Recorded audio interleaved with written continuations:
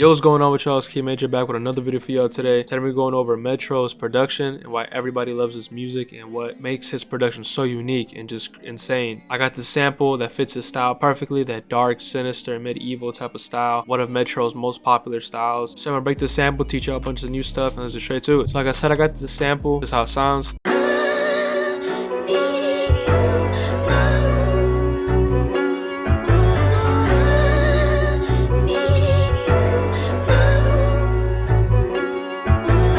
I'm gonna break the sample down and teach you guys a bunch of techniques that I hear Metro use in his own samples that you could use to replicate his type of sound. So I first started this with Contact and I use this vintage upright room piano. This comes from Simple Sam Samples and is currently half off. It's only $30 and you get this piano alongside also this free instrument added, which I use in this sample as well, vintage toy piano. So I loaded up the room preset so it sounds real realistic and I laid down this melody.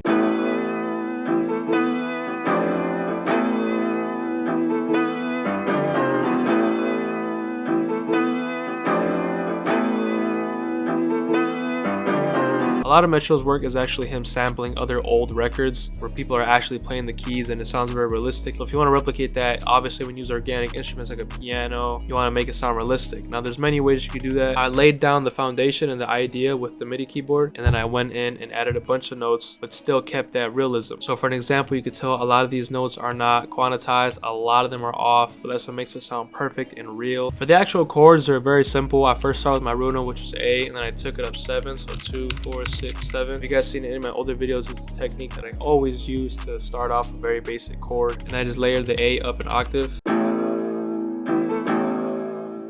Already sounds very mean and dark. Now I just added the same notes on top, and I just took the E and the A and I copied it up an octave. Now the way I got this B is I just made a simple A minor. Very simple chord, just pitching it up an octave and then bringing it down 1. Now that we have a very dark, full sounding chord, I took the top chord and I copied it over the second half. Now for this chord right here, I want to make it sound a lot more dark. So what I did is I used a lot of tension notes. You achieve this sound by just using 2 notes that are right next to each other. Like here, I used B and then C, and then down here I used E and then F. This causes a lot of tension in the melody, making it sound really dark, evil. And then to give the piano a lot more rhythm, I added these notes right here that are all highlighted. These are just little stabs in between to give the pattern more of a unique feeling, but more importantly, give it some bounce. Here's how it sounds without it.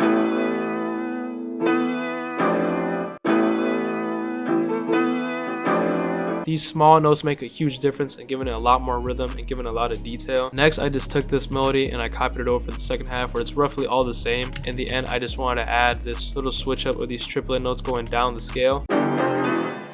And that sounded perfect. The chords sounded very powerful, very strong. The effects are very simple. I just threw on this RC20 Vinyl 4 preset. I took off the noise. I just added some wobble detuning and then some distortion to make it sound a lot louder and to obviously still go with that vintage feeling. A tiny bit of compression to make it a little louder, and then just an EQ cutting out the lows because I knew I was going to add a acoustic bass later, so I needed to make room for that. You never want to have instruments colliding and competing for their spot. You always want everything to blend in smooth, and that's what really makes your samples high quality. Next, I added the bass on top, the classic Rickenbacker bass, which everyone uses. I used the call preset, and every preset I use, I always like to turn the tone down for the neck and the bridge. It just gives it a much more warm feeling. And the bass pattern is also very unique for this sample. It's not a very static, boring pattern and complements the piano perfectly.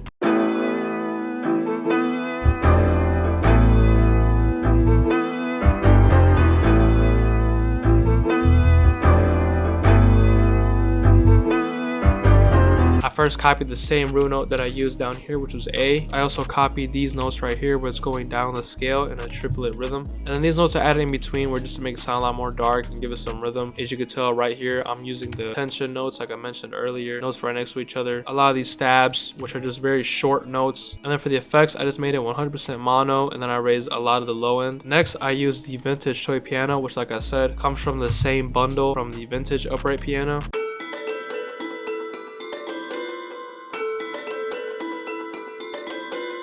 I just wanted to make a top melody that was very catchy, repetitive. Like I said earlier, everything is just trying to complement the piano. So if I copy the melody over, you could tell that I'm using the exact same notes, just creating a different pattern, a different melody, a different bounce. So I just have my root note down here to give a little more low end, and I just started with a very simple melody.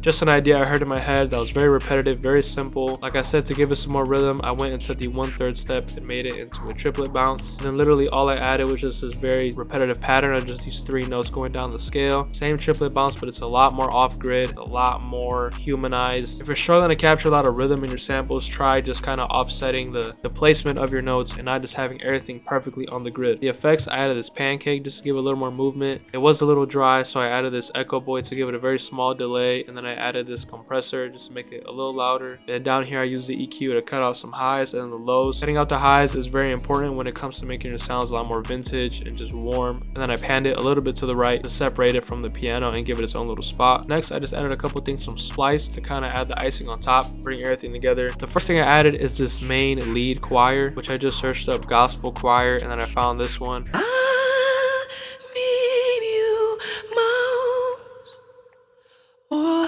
On top of it, I added another choir that I felt would help blend and give it a foundation for this choir.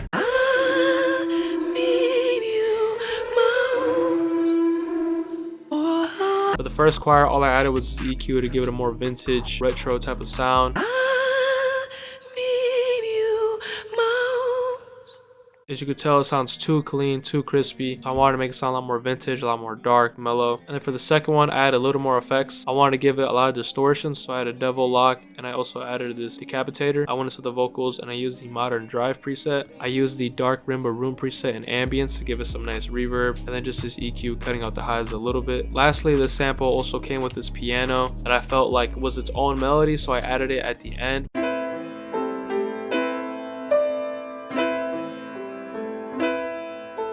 And yeah, the very last thing I added was just this noise. This comes from this kit right here, and it's just some very simple textured vinyl noise in the background. On the master, all I did is I pitched it up 1 semitone, and I remember I made the sample a lot slower, so I sped it up, then I rendered that out, and this is the final sample.